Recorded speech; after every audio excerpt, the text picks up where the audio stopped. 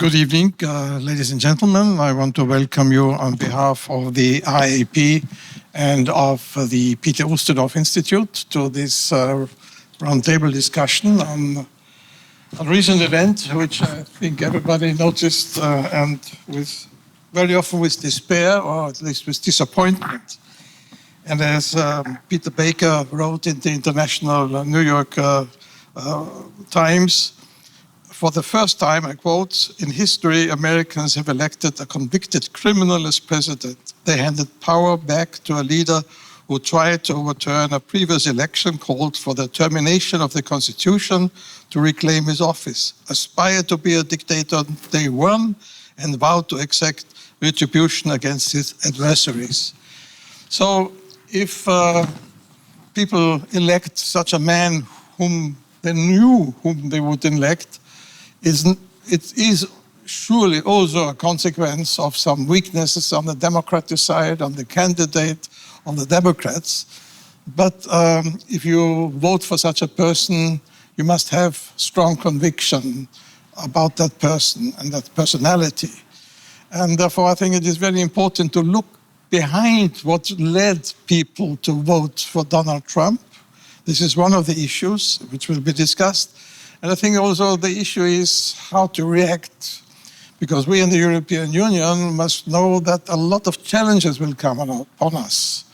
The tariffs, for example, are laid about export goods, the question of defense, where certainly Trump will insist on stronger defense activities and defense expenditures, the whole competitive situation, and of course also the global situation. We think about Trump's policy against or vis-à-vis China. What does that mean for the European Union? So there are many issues which cannot be dealt all in one roundtable today, but which at least we should start to think about.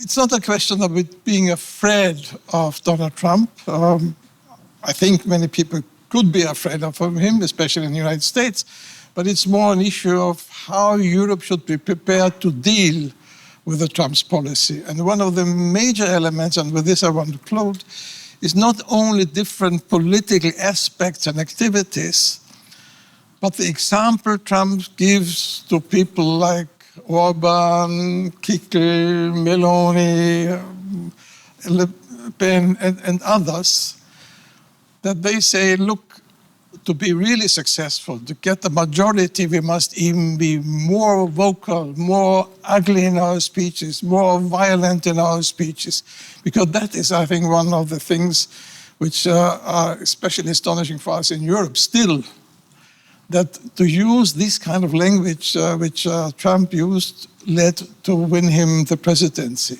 It was one of the elements. And I fear that, at least for the right-wing extremists in our countries, this could be a good example, good for them, example to go that way and to even go even more into the direction of domination by the right-wing extreme, including, of course, the question of using the media, especially the social media. If you look at the close cooperation between Trump and Musk and between Vance and Peter Thiel, you see how this combination is successful, unfortunately, and what that could mean also for the future of the European Union. With that, I want to stop, because there are so many issues to be discussed, and we have an excellent panel, and I want to hand over to Stephanie to moderate in a normally very, very good and efficient way. Thank you very much. Thank you very much, Hannes. A very warm welcome from my side. Stephanie, I'm the director here of the International Institute for Peace, but as mentioned, this event today is in cooperation with the Sir Peter Ustinov Institute, and Konstantin is also here. He's the General Secretary. I just don't see, here in the back, so thank you very much for the cooperation. I look forward to an interesting discussion with an excellent panel we're having today. And the topic of today's discussion is America votes, Europe watches. And if you have been considering what happened in the last couple of months, I do think that this is exactly what happened. So everyone here was watching in all the panels we have been discussing, and everywhere we were like, oh, there are so many unknowns, but the most important one is what will happen with the US election. So it does have a huge impact, obviously, on the European Union. continent, on Europe, the continent, and on the European Union as such. And we are going now to unpack a little bit what is happening in the United States and what played out for Trump actually to become victorious in this election, because we were hearing that it's going to be a very, very close, let's say, run up to the presidency. In the end, it wasn't so close. So I would like to start by introducing first to my right VIVIEN SCHMIDT. VIVIEN SCHMIDT, she's a Jean Monnet Professor of European Integration and Professor of International Relations and Political Science in the Pardee School at Boston University. And I'm very, very proud to say she's also a board member of the International Institute for Peace. Welcome, VIVIEN. Right from the United States. And then we also have, I would already go on with you, TAMARA KAMATOVIC. She also grew up in the United States, is now here in Vienna, lecturer at the Central European University at the Yehuda Elkana Center for Teaching, Learning and Higher Education Research. And I also look forward to talk a little bit about this whole educational approach. What does that mean in times of democratic backsliding, if I might call it like that? Then we have here HEIKE Paul. She's the chair of the American Studies at Friedrich-Alexander-Universität in Germany, and just recently also a guest professor at the Sir Peter Ustinov Institute. Welcome the first time here at the IIP. And last but not least, HEINZ GÄRTNER. He is a professor at the Vienna University and also the chair of the advisory board of the International Institute for Peace. And we know him from news and media and all his publications, especially dealing with transatlantic relations, but not only. A warm welcome to you, all of you. We are going to have a round of discussion, but afterwards, obviously, we look forward to Q&A from your side, and I do think we have excellent people being able to answer a couple of the questions and hopefully also coming up with something not as leaving us here in this room absolutely depressed. So maybe we can also have something positive and how can we deal with the situation. But without further ado, I would ask you, maybe you can just run us through a little bit what happened in the United States. I mean, why did Trump in the end win? I mean, there are a couple of issues, obviously, which are very important for American citizens. So, but what would be your take? Like, what made him this time so successful? And considering it's the second time that he's already president, so did he build up on already his former presidency? So, or what did he change right now? What happened right now? Yeah, thanks. Yeah. Lovely to be here. And what I'm not going to respond in terms of the specific factors that one can read in the newspaper, but rather to step back and ask, how was he successful? And for this, I want to talk about the 4 M's of populism, as I think about it: message, messenger, medium, and milieu. And first, in terms of his message, and we've already heard Hannes SWOBODA mention this, it's a political style that is an us versus them, that is angry, that is emotional, that is very much about talking about a majority, but sort of that he speaks for the people, for all the people, even though it's really only some of the people. It's a post-truth style. It's using a very technical word bullshit and lies and repetitions. And he's a master at it. And the problem is, psychologists tell us that if you repeat a lie often enough, people believe it, even if they know it's not true. And that his kind of repetition, immigrants as rapists, as vermin. We also are getting increasingly fascist language, especially in the last days of the campaign. All of this, we might ask, why does it resonate? Well, that's actually another question. But it's so it's part of the message is actually in the style, in the us versus them, in the polarization. But then there's the content. And here it's really a deep dive into anti-immigrants. It's also a sort of a toxic masculinity. It's a whole range of messages that are very much at the extreme right. And here one can look at messages from the extreme right in Europe as well. And it's the same kinds of messages that you get on the extreme right. The extreme left is very different. The extreme right is exclusive. The extreme left is inclusive. So all of this, and we're just talking message. And then, of course, the messengers were tremendously important. And here you've got a charismatic figure, I mean, not for me, but for many, a charismatic figure who also has a kind of authenticity. He talks like the ordinary person. 10 words a sentence. Obama had at least 20. Biden maybe 16, but 10 words in a sentence. And also his way of what many thought was just his inability to speak properly, but only half sentences. But that creates an intimacy, a sense of intimacy in the crowd, because they each complete his sentences for him. So, but each charismatic leader is different because it comes in a different context, etc. So it's message, it's messenger, it's medium. And the medium, both social media and traditional media, and the social media, especially now, or it's very recent, but it's decenters democracy. It's bottom up. It used to be, when the era of the radio, fascism back then, you had to already control the state. In this case, that's not true. And so it's bottom up, it's conspiracy theories. When I talk about messenger, it's not just the charismatic leader, it's also the followers, the anti-system networks of followers, and it's the conspiracy theories that bubble up. That's on the social media, and of course, there's also the traditional media. And whereas the social media is echo chambers of anti-whatever, the traditional media amplified that. But it's not only that they amplified it, they also created another piece, which is here you've got billionaires owning traditional media, as well as, of course, social media, Elon Musk in particular. But think of Fox News. Fox News is in public places everywhere, blasting, and they also create the kinds of memes and the conspiracy theories that you see. So I've given you message, messenger, medium, but then there's the media, and that's where social scientists usually look, asking about the socioeconomics of people feeling left behind, and certainly with the rise in the cost of living.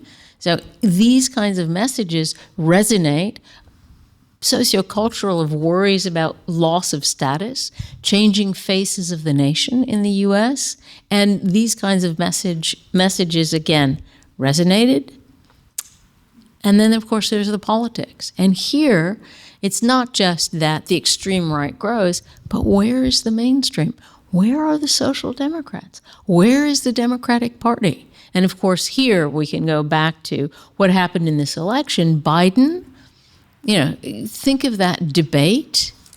I mean, I don't want to think about that debate, but he looked confused. He'd stopped being the kind of communicator that you need to be in the U.S. to have a mainstream message. And then Kamala Harris did an amazing job, but it was very late.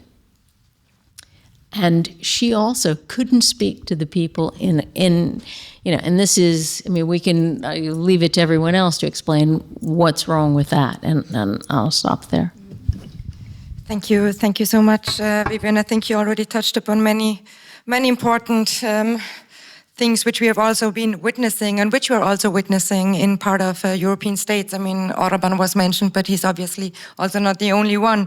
Tamara, from what you just heard from Vivian, Vivian mentioned two important things. One of them was that for Trump it was very easy to capitalize on the topic of immigration, especially on illegal immigration. I think he made that point very, very clearly in a very, I would say for us, a language which we are not used to hear in public from public figures on the one hand. And the other one is this whole idea of make America great again. So actually to bring the economic benefits, or having the feeling that a lot of Americans are losing against Chinese or whatever about resources, that we actually need to be able to do it all from within, from our own country. So America should be great again, and America first. These have been his slogans. So from what you heard from Vivian, what would be your take about what is happening right now in the United States?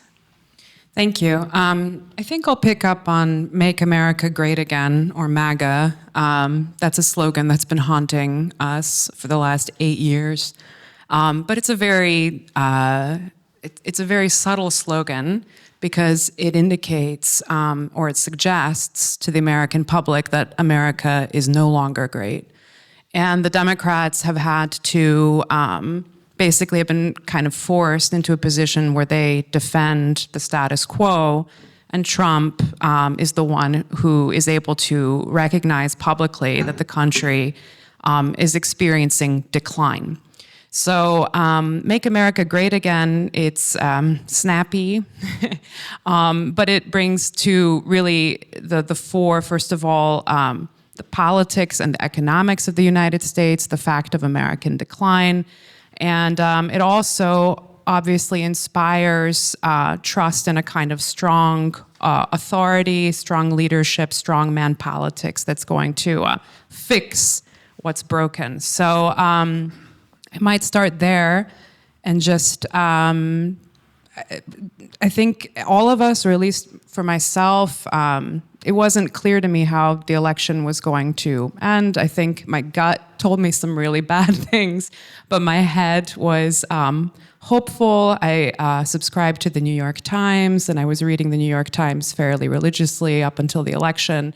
And everything that I read in the New York Times, more or less, was pitched at a kind of ideological level. We were talking about whether Trump is a fascist or not. They brought a wonderful historian of the French, the period of resistance in France and French collaboration to actually say, no, Trump is a fascist if we look at this case in France. Wonderful articles. And because of this diagnosis, because of this focus on Trump as an aberrant figure, there was this idea, well, people wouldn't elect a madman like that. That would be a descent into madness. There was a lot of coverage of his rallies in late-night comedy shows in the United States. I think a lot of that gets kind of echoed in Europe as well, even from the Forum. So there was this idea that there was a choice between, actually sticking with something rational or picking something that's maybe not more like King Lear. And now that the elections happened, I'm looking much more closely at the Wall Street Journal, which is delivering me a much stronger message about what's actually happening in the United States. There's a rejoicing happening on Wall Street. I'm not sure if all of you have taken note of that. The market, I think there was a 1,500-point raise. There's a lot of excitement, quite revolting excitement at the prospect of no regulations, the prospect of mega deals happening, a bunch of different capital fusions. And one thing that really struck me as very interesting is this question of building American infrastructure, which comes back to this issue of Make America Great Again. One of the reasons why America is in decline, and I'm not sure if all of you know this, but I think it's 1 in 12 bridges in America is in desperate need of repair.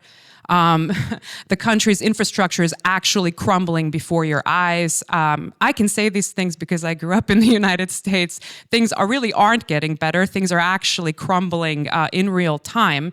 And that means that you need to invest in that infrastructure. Now, there have been investments that have been happening over the last couple of years. You might remember that in 2020, Joe Biden kind of ran a light Bernie Sanders, very light Bernie Sanders populist message about building back American infrastructure. And he started working on this bipartisan infrastructure deal. Things weren't so bad. I think that especially in terms of railroads, there was some progress made, and there was a lot of foreign investment in these projects, a lot of German foreign investment actually in U.S. infrastructure, leading to all kinds of very, very interesting, tensions also between the United Auto Workers, between unions and foreign investment. There's a lot to say there, but what is happening now? What is the prospect for investing and rebuilding American infrastructure now? Well, if you look at the Wall Street Journal, they'll tell you it's AI. And that explains to me not only going back to what Vivian said, thinking about the message and who's controlling the message, so who's funding the Republicans. I think Peter Thiel was already mentioned from Silicon Valley. Obviously, we have Elon Musk and the prospect of him being directly involved in White House affairs, already talking about deficit spending. But a lot of big tech is steering conversations about building infrastructure and building out AI. That means that they want to build up American capacity, scale it up for electricity because they don't have enough electricity to power what they're trying to build. What they want are data centers. Now, the question here is, if this is the future of American investment, if this is what's going to bring jobs, and they're promising this is going to revitalize the American economy, they're going to get a lot of people working on these infrastructure projects, well, what does that say about making America great again? What are they going to do about the bridges? What are they going to do about all the other parts of infrastructure that are in desperate need of repair? So I think that this is one way that you can start to think about this election, is thinking about it really in political economic terms and less in terms of charismatic leader or fascist or strongman, but really like, what are the plans to make America great again? What are the significant investments happening in American infrastructure? So that's just I'm hoping it was a bit associative, but it's a kind of attempt to think through this message, make America great again, in political economic terms that tell us something about the direction that we're going in, and the kinds of plans that Trump and a lot of his friends from both Wall Street but also Silicon Valley are going to be bringing to the White House in the next couple of years. Thank you. I think that's a very interesting point, and I'm pretty sure that we have not been discussing this so much, at least not here from this side of the Atlantic, because obviously very much when we consider what is happening in the United States, we look at it through a very securitized lens, especially recently because of the war of Russia against Ukraine, which obviously is bringing us in a very difficult situation security-wise, and we are very much afraid of what might happen to our defense structures, to our security situation. Obviously, in the let's say it in the realms of what will happen with NATO if Trump is going to stay there the next 4 years.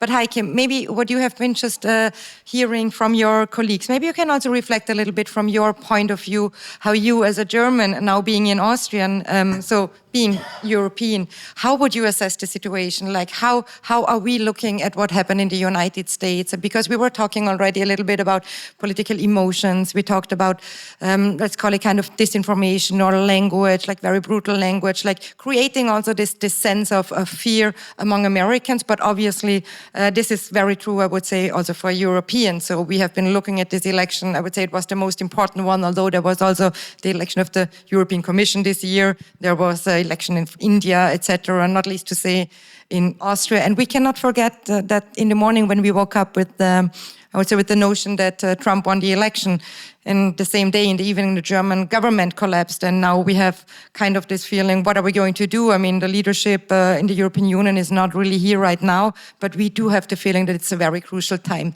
So maybe you can reflect on the United States election, what is happening there from your point of view, and how does that translate maybe also in our own societies or here in, let's call it the European Union countries for the time being.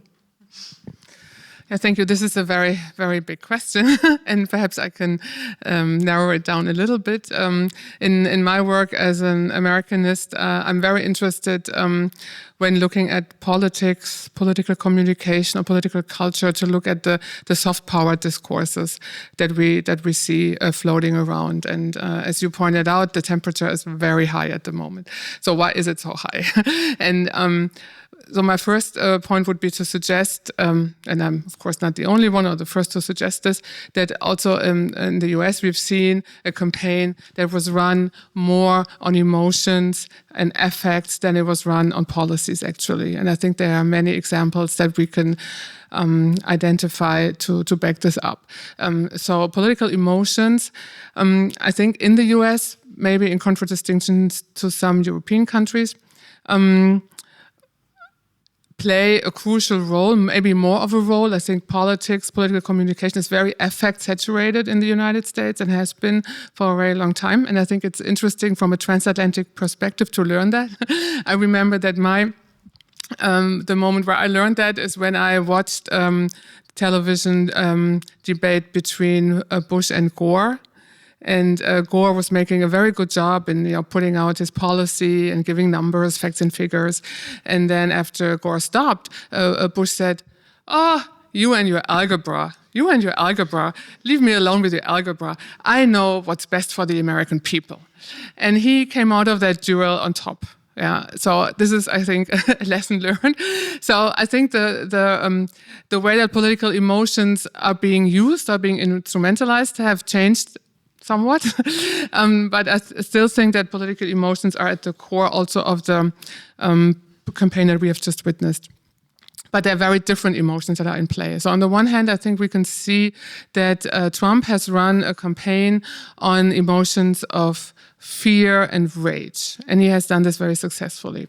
On the other hand, I think Harris and her campaign have relentlessly tried to play down polarization, who have tried to make a case for polarization being the Republican narrative to divide the country. And they have, maybe uncharacteristically so, focused a lot on family values and on integration and on sort of bringing everybody sort of together again. Obviously, that has not been as successful as Trump's style. So what are the two divisions that we've witnessed with these two different emotional repertoires? On the one hand, Trump's story, let's call it a story, because I think that we had in the campaign a story war alongside sort of a cultural war. So Trump's story was, you already mentioned it, Make America Great Again. I think that is a retrotopian vision. That is a vision, and I'm using Zygmunt Bauman's term here of the retrotopia because I think it fits really well to this campaign, to make his audience believe that we can go back to a place and time where things were great, the golden days. So that, of course, has very much a racial subtext, because who would think that it was very so great in the 50s or in the 19th century or whenever in the past. But that narrative seems to have been very persuasive. On the other hand, I think Harris had a narrative, had a story that was not a retrotopia, was kind of a Jeremiad, namely this notion that there is still a belief in America being this sort of utopian place where things may not have been so great in the beginning. Yes, there was slavery, there was all of these things, but we have a narrative, a progress narrative of incremental progress that gets us to a point where everybody can sort of be contented. And what I find interesting, from a distance about these two stories, this let's go back and let's move forward, is that it seems that the constituency that has now in a majority voted for Trump, namely white people without a college degree, certain constituencies, we see this now in the polling or in the post-election analyses, they have lost faith, it seems, in this progress narrative, in this narrative of being sort of incrementally better off. Quite the contrary, they seem to see this progress narrative to come at a loss for themselves, the white privilege that may be not longer be taken for granted. So I think these are the two narratives, and I think, as you said, up to the election, we were not so sure which narrative would prevail. Some commentators have pointed out that we have now decided, or we have now seen that Americans have decided that they want to go back. Susan Glasser ended her analysis in the New Yorker with these words. She says, we're now going back. We just don't know yet how far we are going back with this result and with the implications of the result.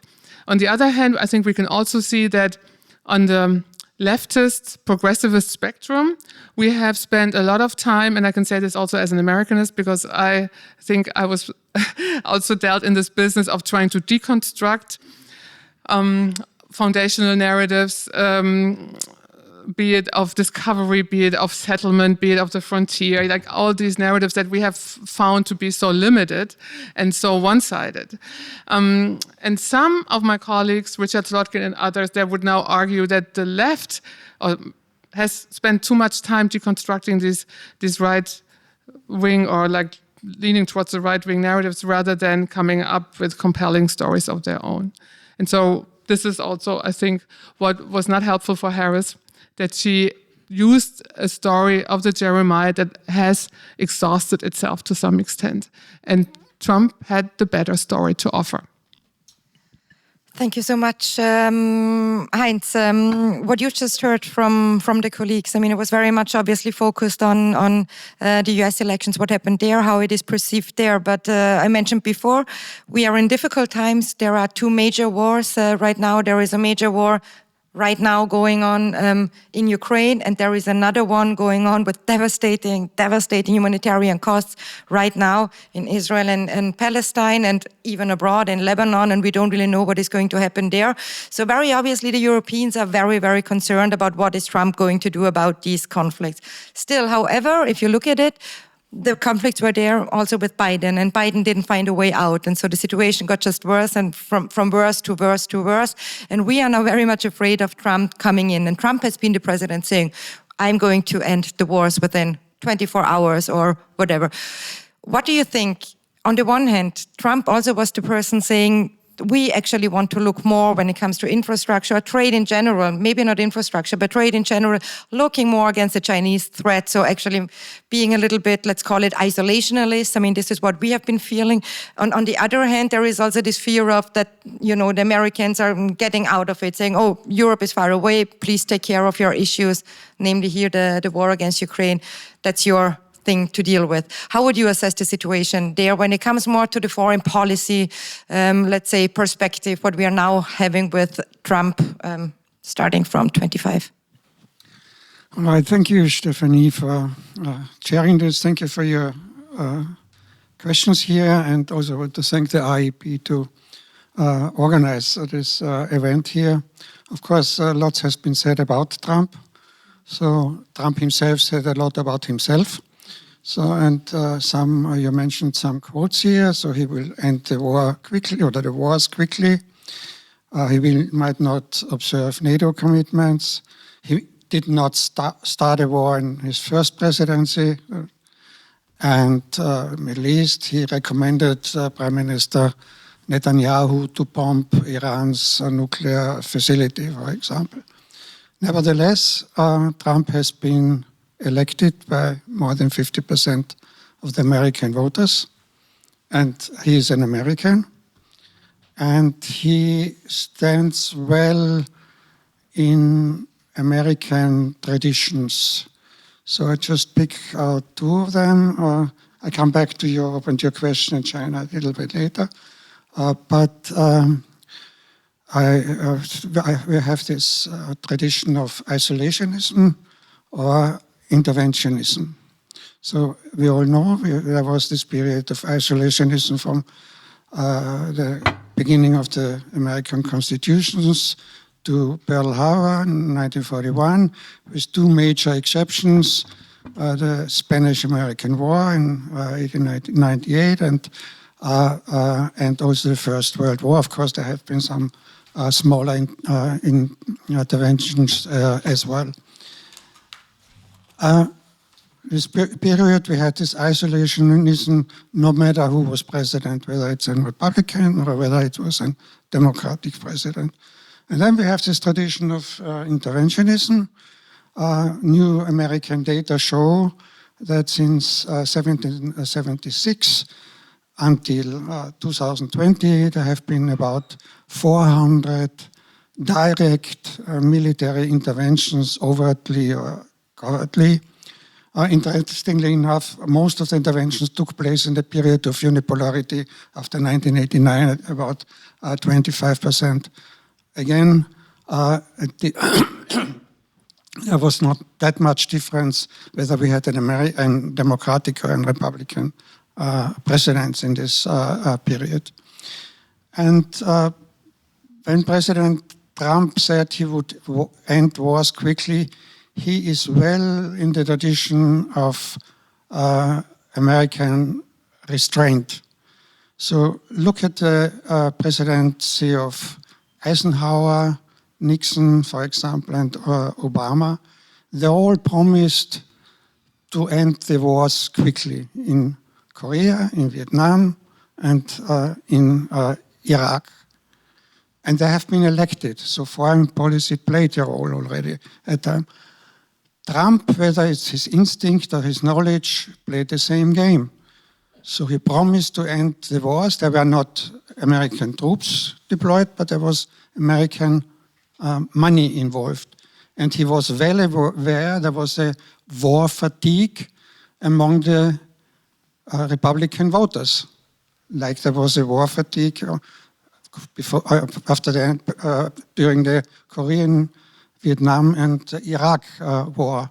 So it was not so much about Putin, it was about the domestic issues, why he raised this issue to end the war. Of course, all these presidents, I cannot go through all the 47, Stephanie would not let me, but all the presidents I mentioned, they all had an interventionist dimension as well. Eisenhower intervened in Lebanon. Eisenhower supported the coup in Iran in 1953, for example. Nixon escalated the war in Vietnam, procrastinated even the peace talks in order to be elected before he came up with the Nixon doctrine, the regionalization of the war. And Obama, of course, intervened in Libya. He said Assad must go. He supported the surge in Afghanistan. So there is a very strong interventionist dimension in Obama, with Obama here as well. So, and then this, what you, Trump always, or the Trump campaign always repeated, Trump did not start a war. So he didn't start a war. So that's mainly reference to Joseph Biden's legacy. Joseph Biden did not start these two wars in Middle East and Ukraine, but he didn't end it either. So Biden's legacy will be that he will be a war president, no matter whether he started them, but he couldn't end them anyway. But when Trump says he didn't start a war, that's at least euphemism. So Trump is no isolationist either. So he almost started two wars with Iran in 2019 and 2020. First, when the spy drone has been shot down. Second, when General Soleimani was assassinated. He increased the tensions together with Kim Jong-un in North Korea, so fire and fury. Trump supported the war in Yemen, was involved in Syria, expanded the drone war, and after all, he was the first president to send lethal weapons to Ukraine. Obama did not dare to do this. So he's not an isolationist either. So it's difficult to judge Trump. So he's neither white nor black. He's definitely not gray, but he's black and white, interventionist and isolationist. So the next point you mentioned, Stephanie, NATO, because he was skeptical to NATO commitments. So he is well in the tradition of American history. There was almost no single president since George Washington who did not warn of entangling alliances. George Washington even reneged defense commitment with France himself. So, and this goes up to President Truman. Truman warned of entangling alliances as well, and he was very skeptical to include strong security commitments into the NATO treaty. That's why we have a relatively weak Article 5 as it deems necessary. That was Truman's request. So entangling alliances is something what is in the mind of Americans all the time. And Trump is well in the tradition. He has the same argument we don't want to be drawn into conflicts which are not ours. This is the idea of entangling alliances. And when he says the Europeans should pay more on defense,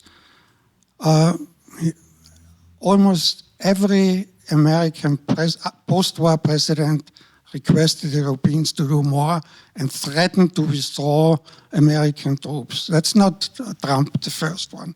So when you hear bring the boys home from Trump, the first one to say this was Eisenhower. So Eisenhower already threatened to bring the boys home. So Trump has a different rhetoric, of course. But the same, we heard the same from Obama. We heard the same from Biden. So finally, some words to Europe. For every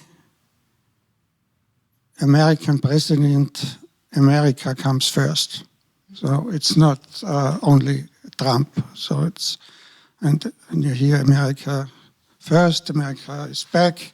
So it's, of course, nobody blames the president to look for at America first. But every president has a different focus.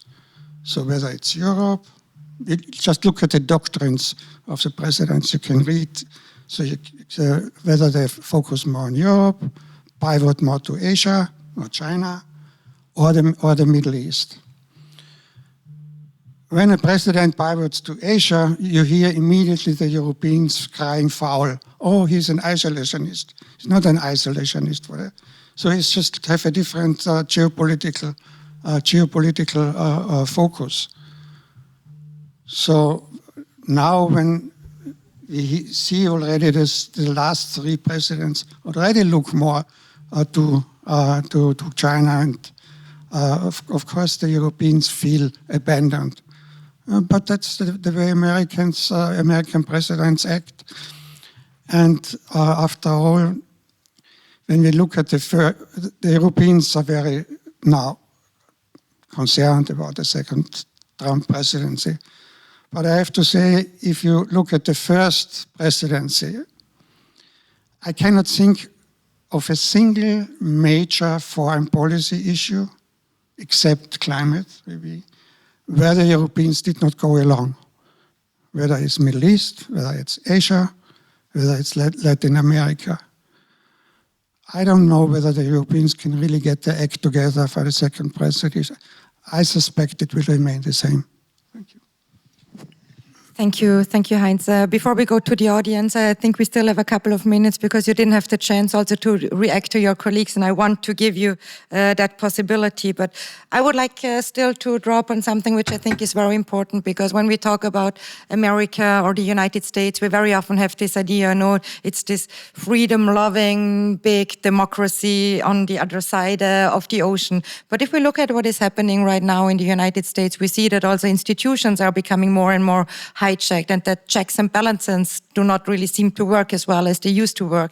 You mentioned social media. We know that many important people are supporting Trump. Elon Musk was mentioned, Fox News was mentioned, and all those things. So my question just would be, how can we deal with this democratic backsliding which is happening in the United States, especially also because of this polarization which you mentioned, and which is also happening in many, I would say, states within the European Union countries. We see it, we witness it here in our own societies. We just had elections in Austria, and you can see the polarization on specific issues. Migration has played a huge role, obviously, here as well. So maybe if you can just, I don't know, reflect a little bit on the state of democracy in the United States, because I think it does make a huge difference if the democratic, I would say, I don't know, consensus gets deteriorating, which I do think is still the case if you look at the Supreme Court, how it is right now.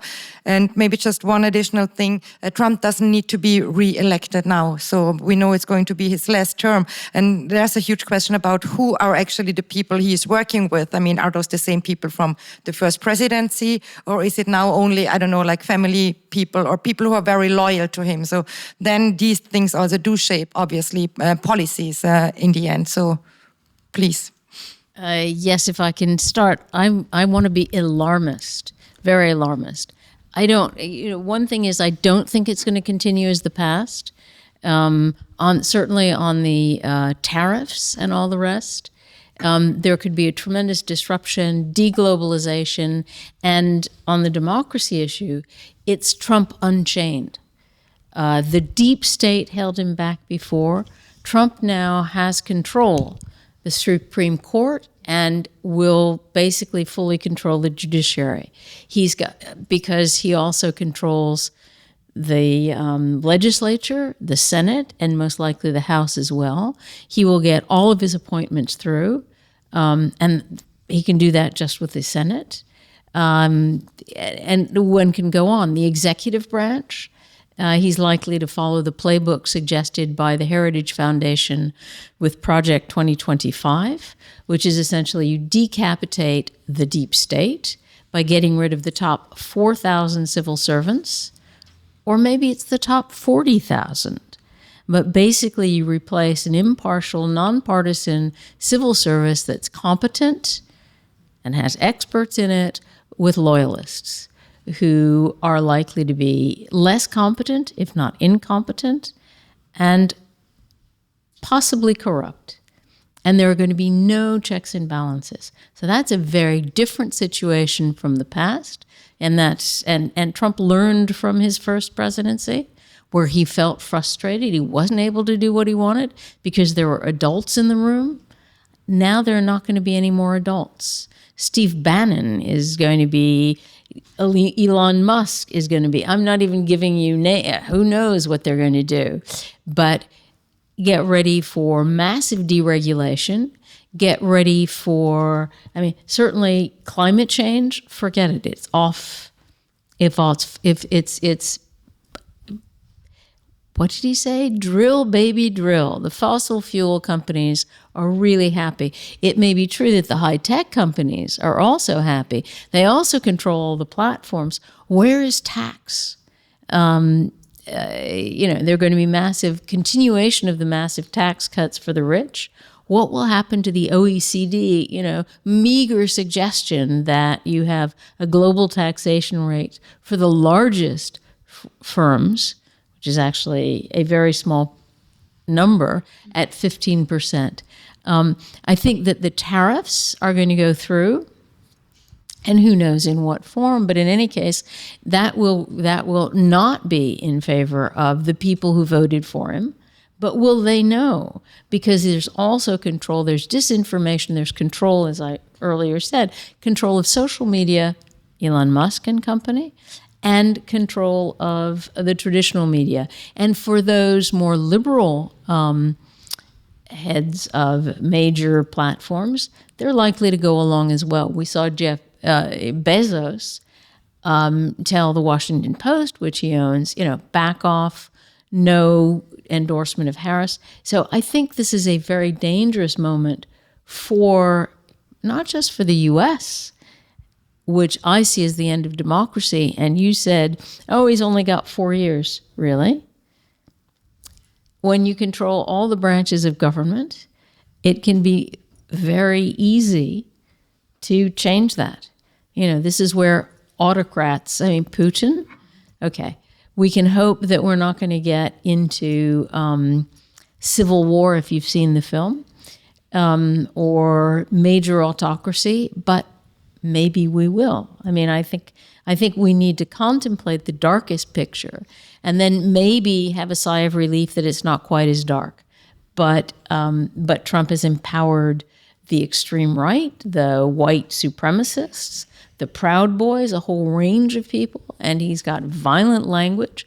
That means that, and they also have most of the weapons, and we're talking serious weapons, not just hunting rifles, but submachine guns, etc. So that the U.S. could turn very quickly into a very dangerous place, especially for Democrats, especially for journalists.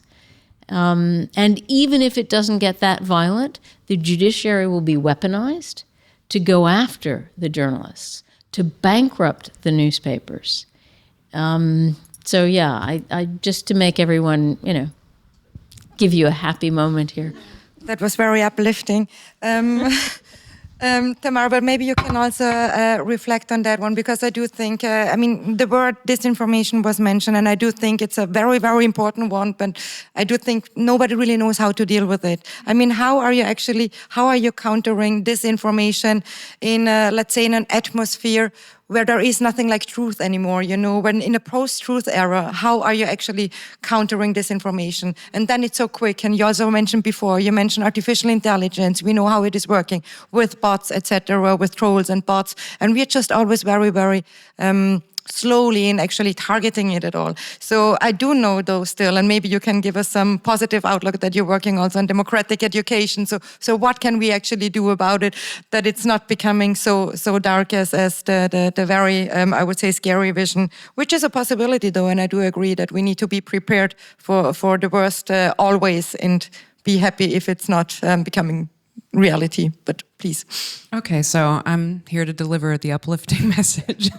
after what you've just heard about Project 2025. I don't know, my mind's spinning right now because I was going all kinds of places while you were talking, Vivian, and one of the things that I want, I mean, I was at a seminar last year in Salzburg listening to a minister from Finland who works in education talk about what they do in Finland when it comes to media literacy. So what they have is early childhood programs as well as adult programs. They emphasize a lifelong learning track that teaches people how to read texts, how to identify media. It's a Finnish approach. Maybe it's not everybody's cup of tea, but what is that? It's education. What is the institution that protects from democratic backsliding? It's education. And what is the institution where political cronyism does probably a whole lot of damage? It's education. So thinking about Trump's first term, Betsy DeVos, who comes right out of the private sector, right out of the religious educational movement in the United States. The goal during that first administration was to weaken, attack, blow education. We had a period of 4 years now under Biden where teachers' unions were very strongly represented. In general, I would say the progressive movement in the United States rides on the wave of teacher movements. I come from the city of Chicago. You probably don't remember this, but 2014, there were massive strikes that were happening in the city of Chicago around schools and public education. This is an issue, I'm sorry to say, that neither Republicans nor Democrats are very good at. They have been chipping away and destroying education in the United States systematically since I've been on this planet Earth. I grew up in the 90s. I mean, I was born in the 80s, but I grew up in the 90s under Bill Clinton when public education still had something to offer Americans. I honestly don't know, after both No Child Left Behind under Bush or even Obama's curricular reform, what kids are being taught in school. There's a question now with artificial intelligence threatening that even further. So we have a serious deficit in education. That is something that I think, and this is not uplifting, sorry, I'm going off message. Trump last year in 2023 said that his goal was to end public education as it is. This is part of the right-wing social engineering project, and it's been happening for decades. It's not just it's obviously on the one hand to privatize education, to make it more capital friendly, but also to put education under the control of people who support right-wing projects. What we can hope for is that the movement that you have in the United States of teachers' unions, which is very grassroots, I think. It's really teachers who make almost no money, who are buying school supplies for their classrooms, mobilizing themselves, chipping into their, union fund, supporting each other, that have gone out on the streets and who are fighting for a better future for our children. This is truly, I believe, the only way that we can confront these big political issues. And I hope that we don't do it all off the backs of teachers. Of course, without a state that's investing in public education, I'm not sure what there is to say about that. And we'll see who Trump appoints to educational departments. I'm sorry, I didn't mention immigration or anything at all the last time we talked, but maybe just on the issue of political cronyism. I'm not sure if you all saw the news, but Tom Homan has just been appointed the director of immigration control, and he was a former ICE director, so a policeman capturing undocumented peoples, and this is part of the kind of quid pro quo politics that Trump does. He just appointed Elise Stefanik also as ambassador to the UN, I believe, a really big pro-Trump voice. There's questions about, obviously, we talked about Elon Musk being in control. There's his own family, which is kind of weird, I think, in the U.S. context. Not, the Bushes are a political dynasty, the Clintons are a political dynasty, but the way in which Trump really brings his children into his political orbit is a little bit strange, I think, still for the American palate. But Don Jr. seems to be was exercising quite a lot of control over the campaign, and who knows, what kind of politics he brings into the White House. But this kind of cronyism, I think, is something to kind of watch out for. It's not, quid pro quo politics isn't new, but this flavor of cronyism is quite dangerous. So I don't know. Uplifting message is just that there are institutions, there are networks, there are organizations, many of them grassroots, that have been mobilized and have been mobilizing for the last couple of years. Those aren't going to go away in a day. Much of the hope right now for combating Trump lies in, of course, because it's America, the states being able to mobilize against the federal government. I have a student at my university where I teach who's from California who's already telling me, no, Gavin Newsom is going to protect the Californians from Donald Trump, the governor of California, Gavin Newsom. So there's all this idea that the kind of decentralization of America is what is going to kind of save America. But I'm not sure. I think that a lot of hope really lies in the power of grassroots movements, the power of unions, the power of laborers and workers, teachers. We have them to thank for any progress that has been made in the past couple of years, and they're the ones who are, I think, protecting our democracy the most out of anyone. Thank you. Heike, would you like to add maybe on the question on political culture in the US? What would be your recommendation? I don't have a recommendation, but I can maybe pick up. I think I didn't answer part of your question the first time around when you also asked about sort of the transatlantic perspective. And I think we've been, except for you, I think we've been focusing very much on what goes on in the United States in terms of the domestic situation. It is not surprising to all of us that there are some at least faint analogies of what we're seeing right now. I think there are many mini-Trumps or wannabe Trumps whom we encounter in the political spheres. I mean, I read the congratulations that Trump got from Kickel, very telling. I think the New York Times some months ago already talked about Friedrich Merz as the German Trump. So I think we can see that the kind of political communication that is connected to the figure of Trump and that has become, to some extent, already so normalized, is also sort of poisoning political communication in Europe. And I think we can also see that with the campaigns that we've had or the political discourse that we are having right now in Austria or in Germany, it's not going to go away very quickly. So certainly the losses of some of the parties that have been in power for the last years can be consolidated around the observation that obviously there is a post-pandemic anti-incumbent bias. I think that we have seen that. That's not only Biden, respectively Harris. That is also something that happens in France, in Britain, in Germany now, in Austria, of course. So I think there are some general observations that we can make from why certain parties lose or certain candidates lose. On the other hand, I think what is dangerous in terms of the emulation of Trump is something that Timothy Snyder just pointed out in an article that he says, Trump managed to take the most vulnerable people in society, trans people, illegal immigrants, black women. And he managed to build up a conspiracy theory that they are the most dangerous people in the nation. That there will be millions of sex-changed illegal immigrants that will take away jobs from Americans. And as ridiculous as it is, as powerful and as effective it has been, I think this is something that we will see more. We will see more craziness in political rhetoric also on this side of the Atlantic. And yeah, I think we should be very vigilant in terms of the mini Trumps and the wannabe Trumps that we have here. Heinz, would you maybe like to add something? Recommendation, maybe for the European Union. Do you think are we prepared for the next Trump years? Hopefully, only 4.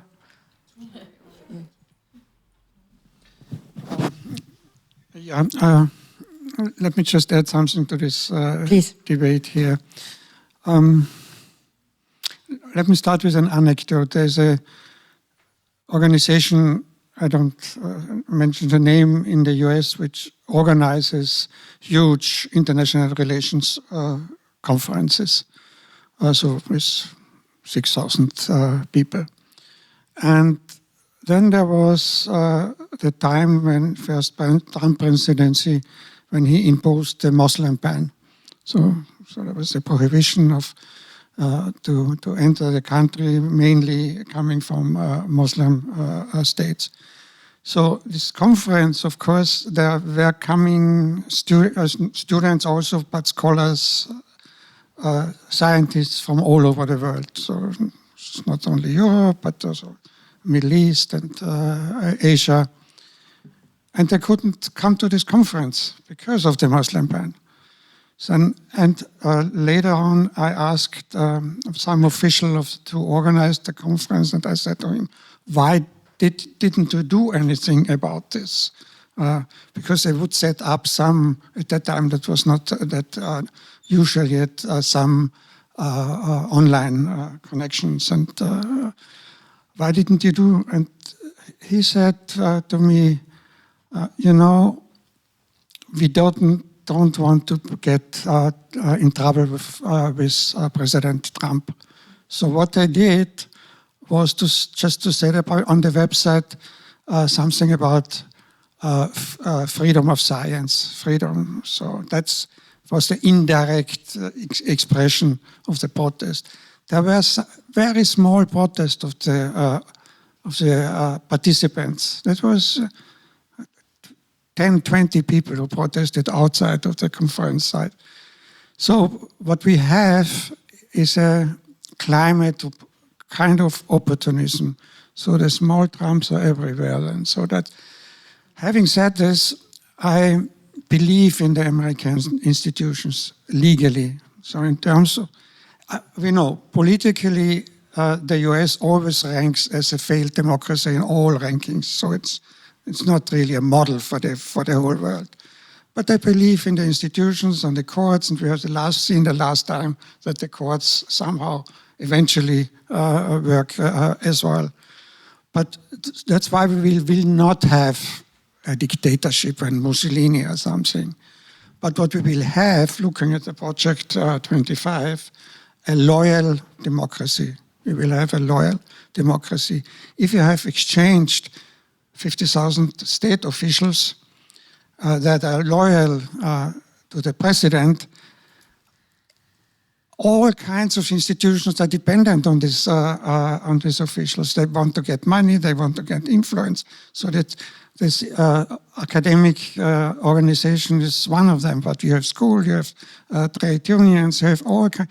So what we have, a climate of loyalty. That will be the problem. Not so much the legal change of the system. So, I really don't believe this.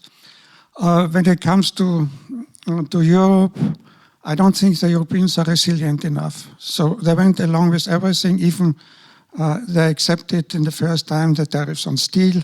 So Biden did not change it. Of course, in the next Trump administration, there will be even more tariffs on Europeans, on Chinese. Even so, Trump went back to the Paris climate. They continued with fracking. So, and Kamala Harris supported fracking if she changed her mind. So I I don't really see that the Europeans developed some resistance when it comes to, let me just go briefly to some hotspots here. So that when it comes to the Middle East, the Europeans have so many plans of a two-state solution. What did they do when Trump was president? They accepted the Kushner-Trump plan, which basically left the Palestinians' territories even more scattered. So on top of this, we have this Trump-Netanyahu-Abraham Accords. The result is what we see. Europeans have zero influence in this process. That there was a Netanyahu-Trump entertainment. When you look at North Korea, that's a Kim-Trump entertainment, whether it's going for a hamburger together or a fire and fury and having the greater Pappen. So the Europeans just looked at that. But the Europeans complain, North Korean missiles can hit us, but they don't do anything. Where is the diplomatic solution? We had 6-party talks. Why not coming a suggestion from the European Union? Let's have 7-party talks with us. But they're just watching the European. So that's what we saw in the first presidency. And I don't see the Europeans prepared to have a say in Middle East, in Asia, not in the Latin America. I don't want to talk about Venezuela, the recognition of Guaido, when the Europeans just followed suit when the Trump administration recognized him. I'm not for Maduro, but we have to think about ourselves. So I don't see, maybe the Europeans just now wake up and do something, but maybe it's too late. Thank you, Heinz, for that also not so, I would say, uplifting outlook when it comes to what we actually did the last 8 years. We do now have time for questions from the audience. I would very kindly ask you to be very, very brief, and if it's addressed to a specific person, please also say it here. My colleague will give you the mic. We start here, the man before, and then the lady there, and then Thomas in the back, and then we can have another round, I hope. Thank you very much, Stephanie. Sorry, I'm Alexander Christiani, former Austrian ambassador. I briefly like to touch upon an issue which has not been mentioned today.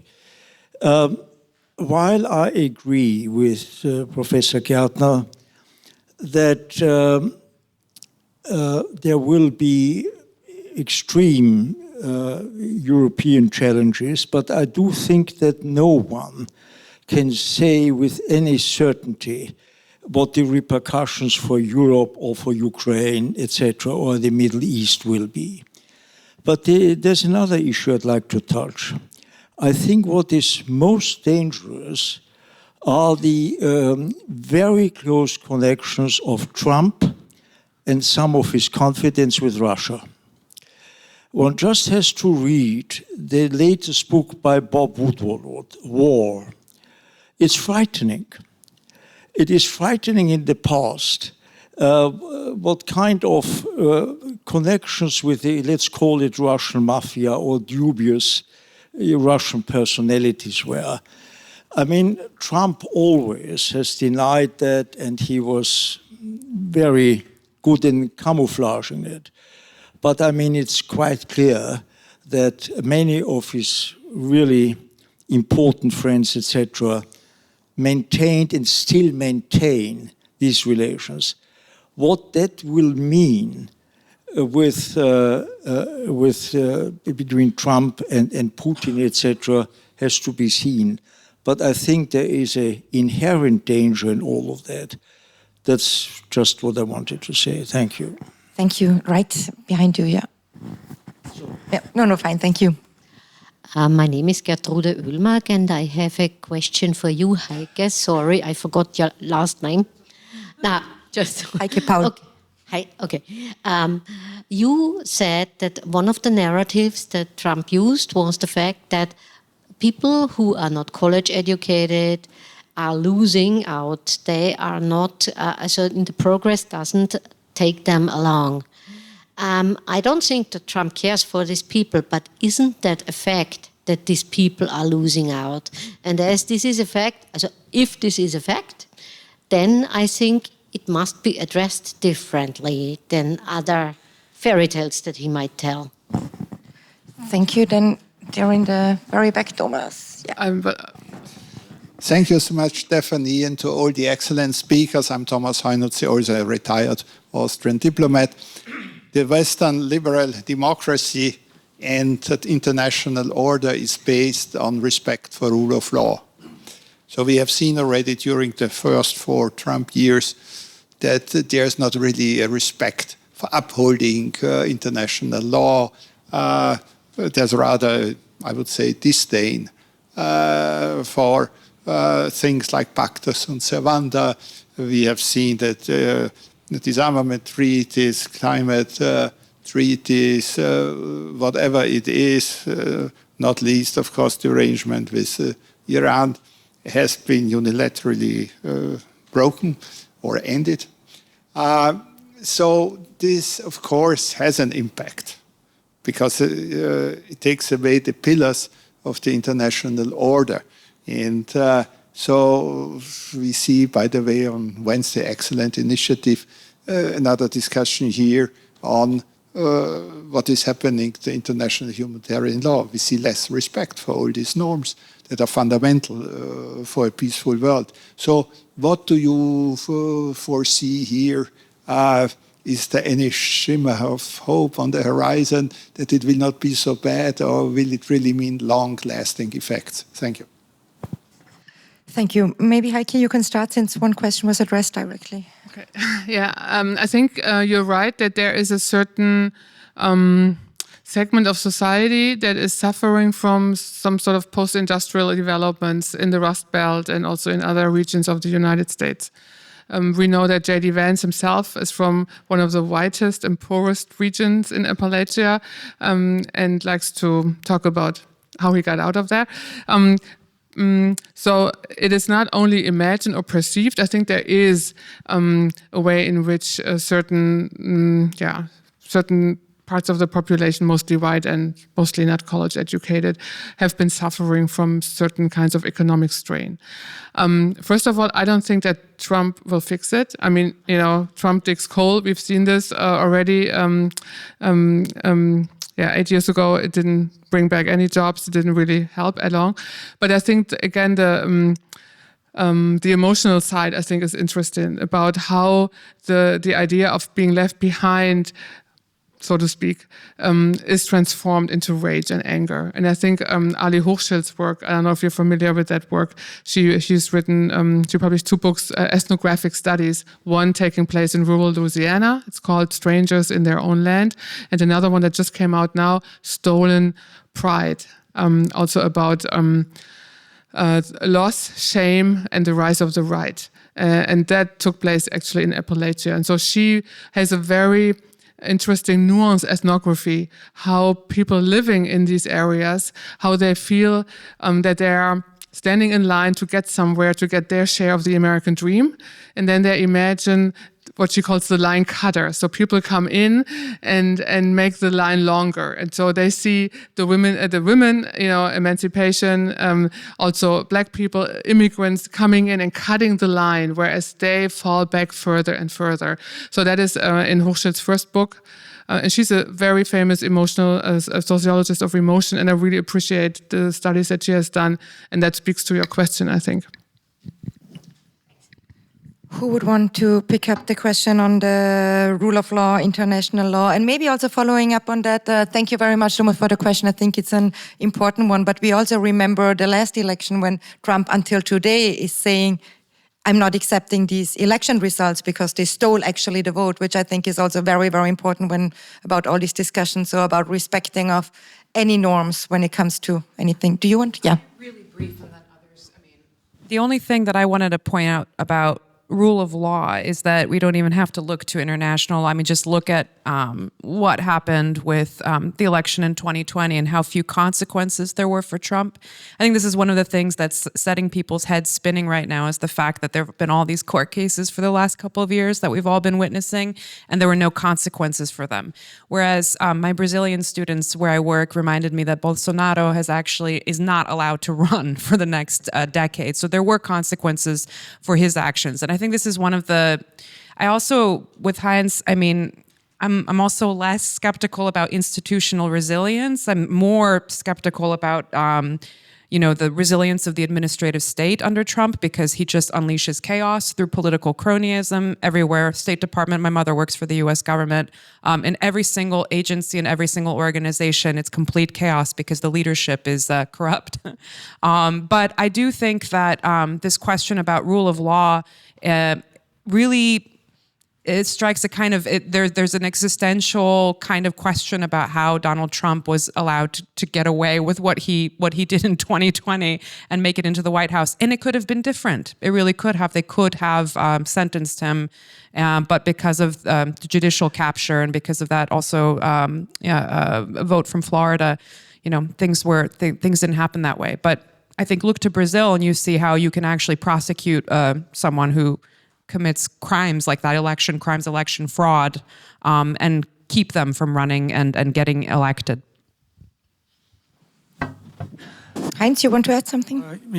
Thomas, thank you for your question, but I would say the Americans are not very good with multilateral organizations anyway.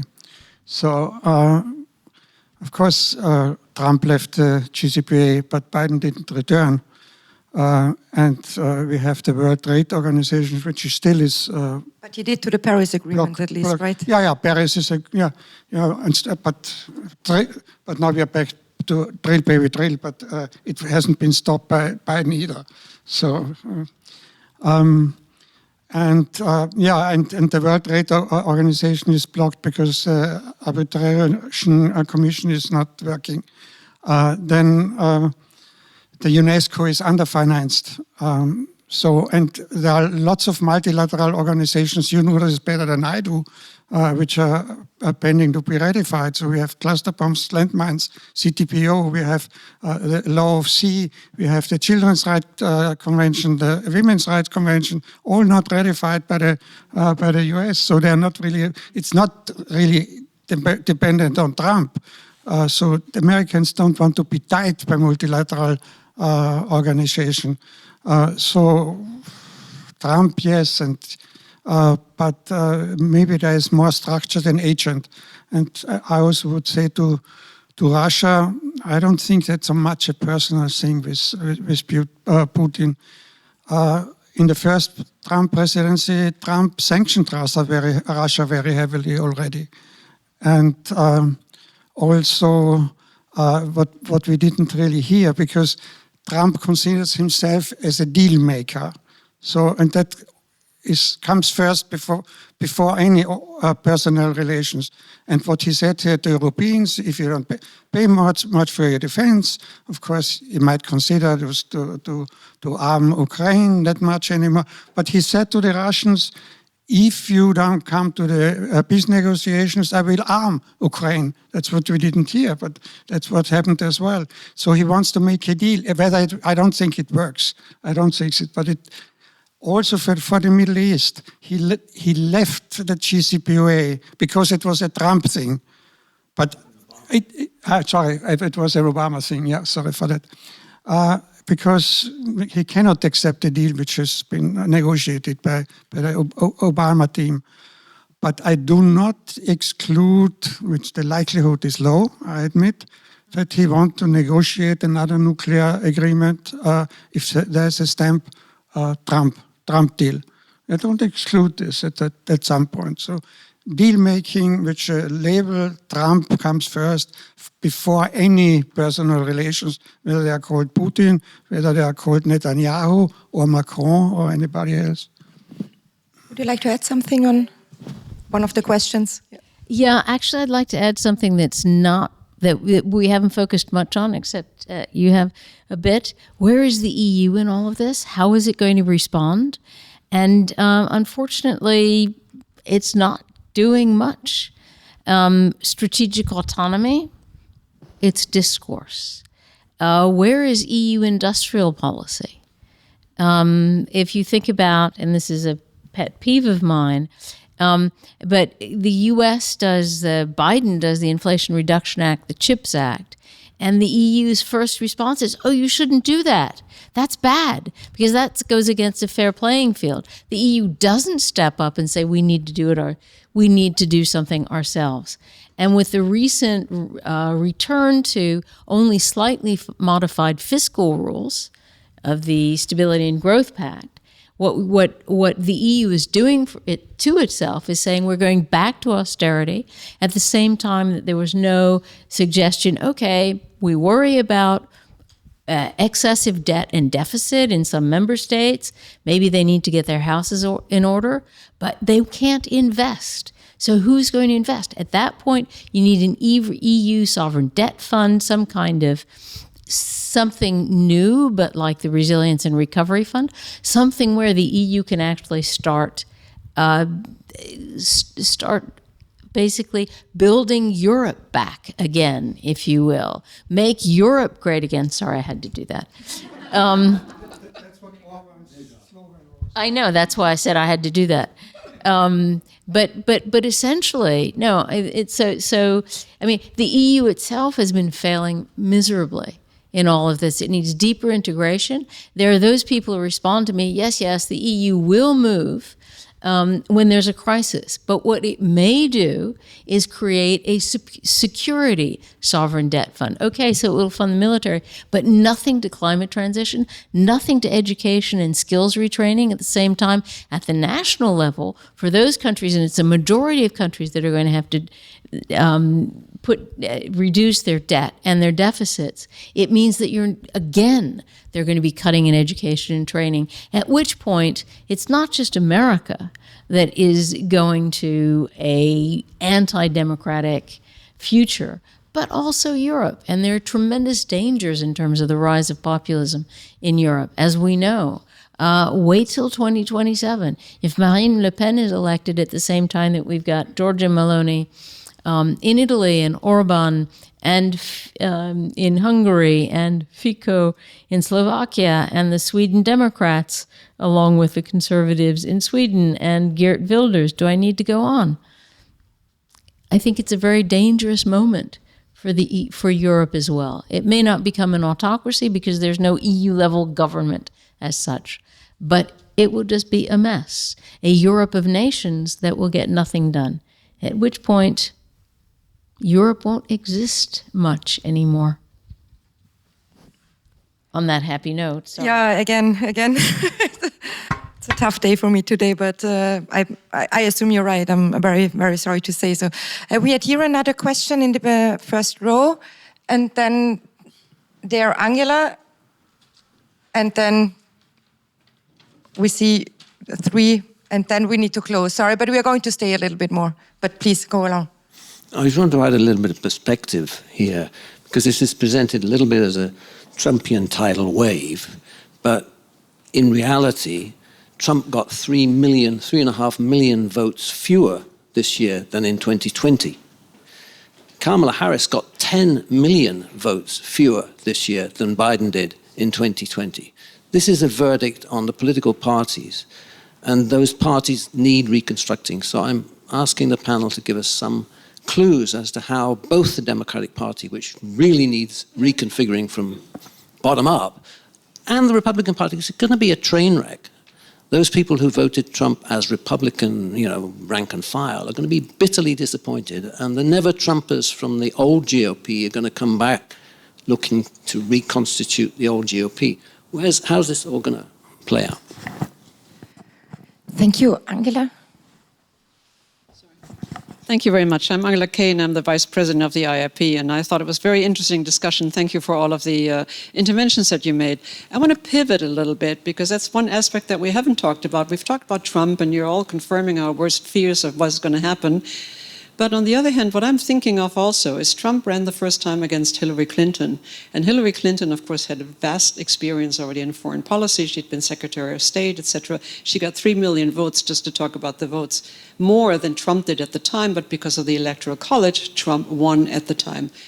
Now, the question that I have to you is, at that time when Hillary Clinton ran, there was tremendously negative reporting on her, particularly appearance, choices in life, she was not well, she was stumbling, etc., etc. We didn't hear that this time. But my question is, what do you think, how much did it make a difference that he ran against a woman rather than against a man? I mean, is the United States population able to elect a woman? And I'm thinking 8 years ago, we sort of all saw, no, it wasn't. I had hoped that it would be different, but I would like to hear your opinion on that. Thank you.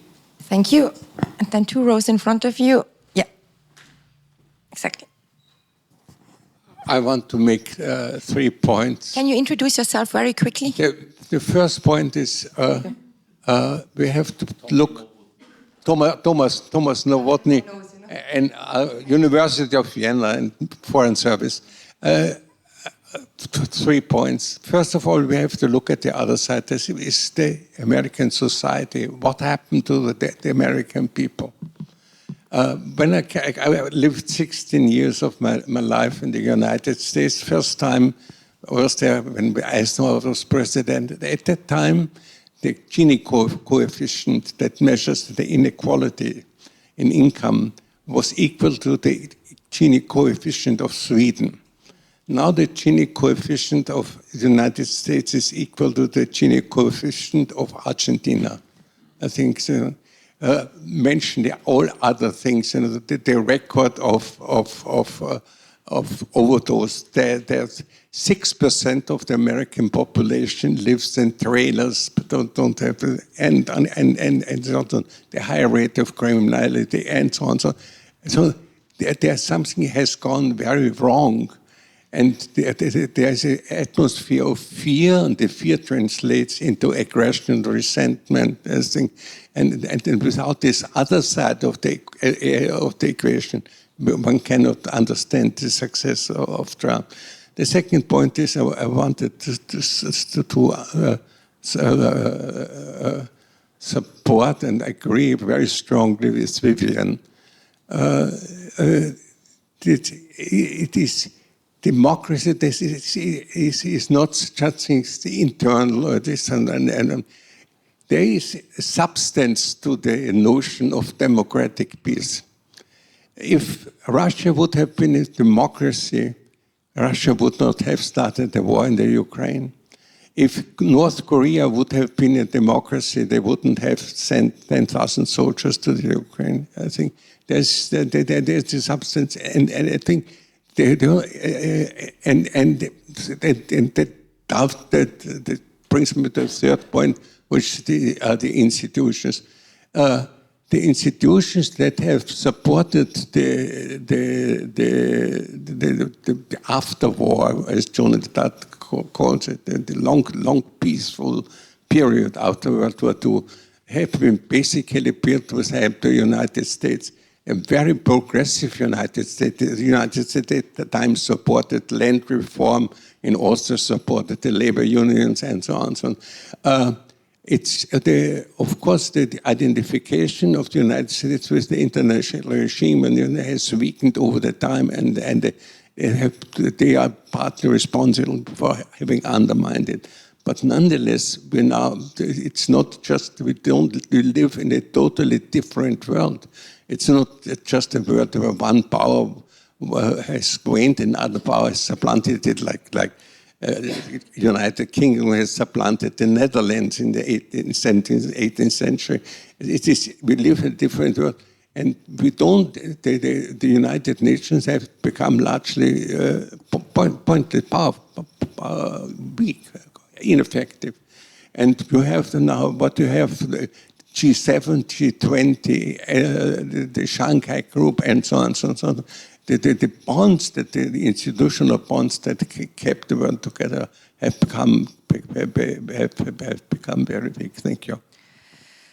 Thank you very much. We're already coming to the end of the discussion, so I would also like this to be the last statement, but we're still having hopefully a little bit of time afterwards. But you would like to start, Tamara, please go along. Yeah, I'll be really brief. To the first question about the two parties and what hope there is for them to change, I don't know what a post-Trump party looks like. I have some speculation, but I think it's more important to look at the Democratic Party, what chances they've been offered, especially from the progressive wing, to address issues that would make them more robust and that would win the working class that has migrated and shifted to the right, actually vote for them. They have not learned a damn thing. And if you're looking right now at liberal news media in the United States, you'll hear reports, I think it was MSNBC, Joe Scarborough saying that Kamala Harris ran the perfect campaign. Why didn't Americans vote for her? That's a rhetorical question at that point. That's from Scarborough. So there has to be, I don't know, I'm not quite sure what it's going to take to convince the Democratic Party that parading Dick Cheney and Liz Cheney around for a month right before the election wasn't maybe the most genius strategy. But there is a lot of interesting, if you follow media and if you're looking at what's coming out of the Democratic Party right now, there are a lot of reports. Nancy Pelosi says it was Joe Biden's fault. There's a lot of kind of finger pointing. A lot of people want to remain anonymous because they don't want to compromise their positions. But I think the party is already in disarray, and it was throughout this entire election. So that, I think, is one of the good reasons that they lost this election, and they really fumbled it. Sorry, guys. They really fumbled it. This is a Trump victory, but this is also a Democratic loss. To the question about the woman, you know what? We could have Nikki Haley as president. Why not? Why does a woman have to be? It doesn't have to be Hillary Clinton. It doesn't have to be Kamala Harris. It could fully be a Margaret Thatcher type U.S. president. I believe that the first woman president will be elected by the Republican Party. If that's how I would answer that question. Thank you. So just very briefly as well, and yeah, I agree with you completely on sort of question number one. And I would say, going back to my 4 M's of populism, the Democrats, but also centrist Republicans need a new message. It can't be the same. It can't be the populist style. It can't be the us versus them. It's got to pull people together. There's got to be emotion there as well, but it can't be the polarizing. You're not going to win. They're not going to win on that because they don't do it as well, and they shouldn't do it because that's not what you want for democracy, for a liberal democracy. And the messenger, you need a new charismatic leaders who can put forth that kind of message, who are believable, who can actually talk to normal people, to the common people in their language. And then for the media, regulate, especially the platforms. And then the milieu. So you need to do something about the socioeconomics of people left behind. Thomas is absolutely right. The rise in inequality in the U.S. is extraordinary. It's terrible. And I go back to the 80s and beginning with Thatcher and Reagan. That's the beginning. It's sort of neoliberalism that starts sort of the decline, the sort of the increasingly regressive kind of taxation, the loss, yeah, I mean, it just goes on, and now it's globalization gone too far, basically, where the working classes do feel that they've been left behind, they have been disrespected, no one cares. And then all of a sudden, the extremes on the right and the left. So people need to start caring. And finally, on the women's issue, I need to mention our French doctor, généraliste, in Menton, who basically said, well, we know, it's the answer is obvious as to why Trump won. A felon, rapist, corrupt man versus a woman. The answer is obvious for the Americans, unfortunately. I think that there's sort of a deep, I don't need to call it misogyny, but Trump tapped into a very strong kind of masculinist sentiment, in particular for white males, young white males. I mean, there's, we can talk about all the changes in society, and he capitalized on that. I'm not saying that women can't win, but America is an incredibly large country. And yeah, what can I say? It's very depressing, but for the moment, in any case, Hillary was indeed a flawed candidate. There were problems. And Kamala didn't have the time, regardless of her qualities, and didn't have a message. HEIKE. Okay, also, very briefly, I think I would not agree with this sort of all-encompassing critique of the Democratic Party.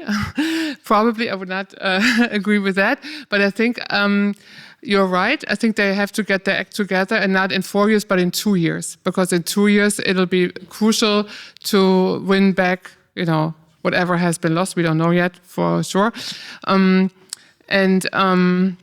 So I think that is crucial, and I think what helps us now is to look more closely at the election results. It's not just Harris or Trump; it's also the many people who split their vote between representative and president, between voting against strict abortion rights, but still voting for Trump as president. So these are very interesting dissonances that I think need to be analyzed further to see where the Democratic Party can find a path to be more successful next time. And I think with the woman's question, thank you for that. I think the problem really, I'm sorry to say this, is not only the men. The problem is the women, white women. As long as white women want to uphold patriarchy, misogyny, and all of that, I don't see where women should be going off to become president. So 62% white women voting for Trump. I think that is a problem. 92% of black women voted exactly. This is what I'm saying. White women, I think, are the problem. Just one point, Tommy Novotny is still, you're here. To the democratic piece, there is some misunderstanding. Democracy is wage wars. So the US mentioned that 400 military interventions, which is only the direct military interventions. We can think about the colonial wars of the French and the British. They wage wars. The democratic peace theory would say only if there is at least two full-fledged democracies, they rarely fight a war. But if there is a democracy which is on the rise, it is more prone than autocracies. And you have also autocracies living peacefully next to each other and don't wage wars either. So we have Portugal, Spain, we have the Latin American military dictatorships. So there must be something else. Democracy is not the only and maybe not the most important reason for as a cause for war. Although they are not, at least not fighting each other so often. Democracies against each other. You have to be full-fledged. That's what I say, that a long-term tradition of democracy. So.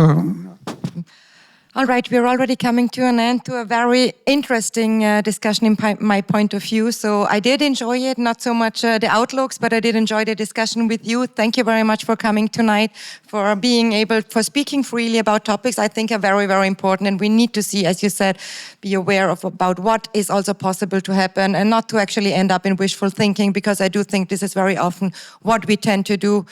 We have wishful thinking, it's not going to be that bad, and then we don't really know what to do when it is bad, and then we don't have a plan on how to deal actually with the surroundings and the positions we are in. We are still going to invite you for a glass of wine or some water, so feel free to stick around for a little bit, and maybe you stay for a couple of more minutes, and if you still have some burning question, you can still approach our panelists. So thank you again, it was a pleasure, and thanks again to the Sir Peter Ustinov Institute for the cooperation. Have a good evening.